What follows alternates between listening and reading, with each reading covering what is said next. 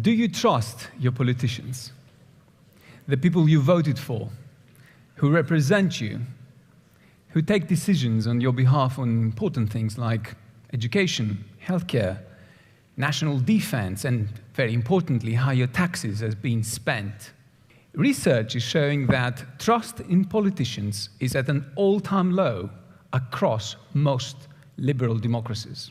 In fact, only 1 in 5 citizens trusts politicians. So why is that so? Let me first say that the 4 out of 5 people that don't trust politicians, and I count myself in that group, are probably right. You see, there's a misalignment of goals between us, citizens, and our representatives, a problem called the principal-agent problem. So in politics, we are the principals, and our representatives are our agents. Our agents, the politicians, are supposed to work night and day to maximize our benefit. But we know that that's not really happening. That's because our agents have their own goals, the most important of which is, of course, to get re-elected. So it is often the case that our agents, the politicians, fall in line with very powerful interest groups that can influence electoral outcomes. Moreover, politicians have to prioritize different priorities from the different constituencies that they serve. Different constituencies have different goals, and sometimes those goals may be in conflict with each other. Take, for example, what happened during the Great Recession in 2008 and 2009. Politicians in Europe and the United States at that point decided to prioritize the interests of a constituency called the bankers at the expense of another constituency called the taxpayers. A political decision that in many ways was the trigger of the wave in populism that we witness today and the mistrust in democracy. So, is there a way we can solve that principal-agent problem? Maybe by having more direct participation of citizens in political decision-making. Referenda is one way of doing so, but referenda suffer from various problems, 2 of which I think are the most important ones. The first problem is what I call knowledge asymmetry. There aren't any people who are knowledgeable about everything. That's why we have experts. In an ideal democracy, citizens have access to knowledge they can trust, on which they can base their opinions. But we know that that's not really happening. Often, knowledge about complex matters like climate change or Brexit is indeed very difficult to acquire. So what we end up doing is consume information that is easily digestible, that reflects our biases, prejudices, but very often this information is not really the right one. And how about the source of that knowledge? How much can you trust the source? The recent phenomenon of artificial intelligence algorithms peddling fake news over social media has made the problem of trust even more acute. In fact, it is so acute nowadays that many citizens don't trust experts anymore. For instance, and against all scientific evidence to the contrary, there are many citizens that believe that inoculations cause autism, that the planet is not really warming up, and in extreme cases that the Earth is flat and astronauts never landed on the moon. The second problem with direct citizen participation is time. Getting involved in politics takes time. Time that we need to carve out of the little time that we have to spend with our loved ones, do the things we like, and very importantly, do work, earn a living. Acquiring the necessary knowledge also takes time. In fact, it is the problem of time that has made us delegate the responsibility of government to our representatives in the first place. So it seems we're stuck.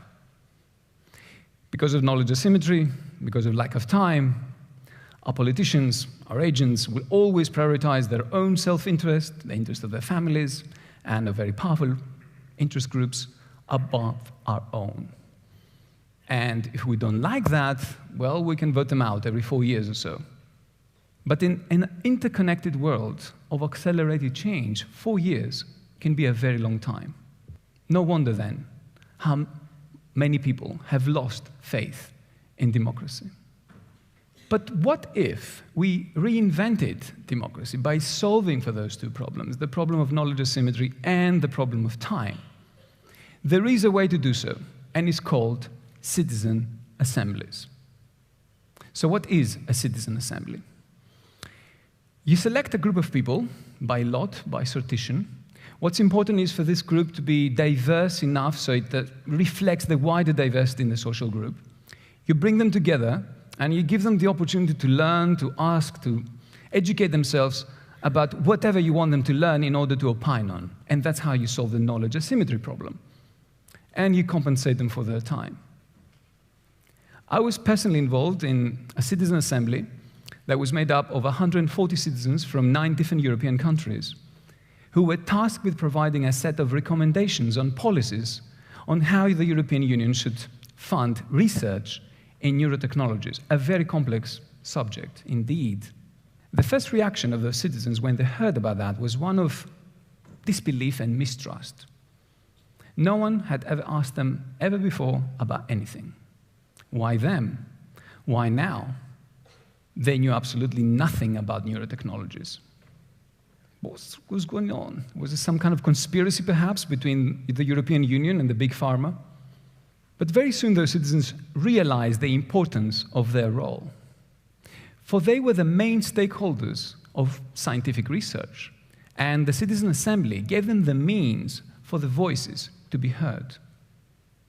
So in the next few months, they got together, they had the opportunity to learn about neurotechnologies and neuroscience, discuss with experts, understand the various and sometimes conflicting points of view in terms of the ethics around neurotechnologies.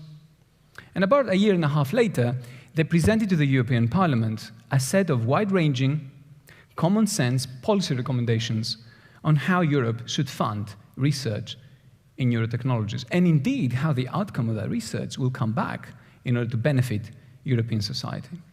Citizen assemblies are also used in very hot political problems.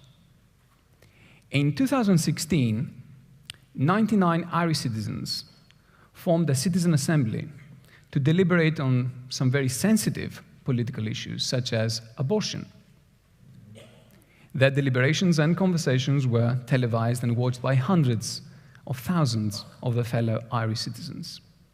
And in 2018, the Irish people voted in a historical referendum with a resounding majority in favor of abortion, thereby putting an end to something that had plagued Irish politics for years.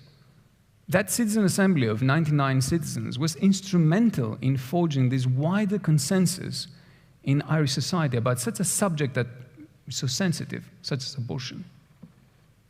In fact, time and again, citizen assemblies have been shown to succeed where parliaments usually fail.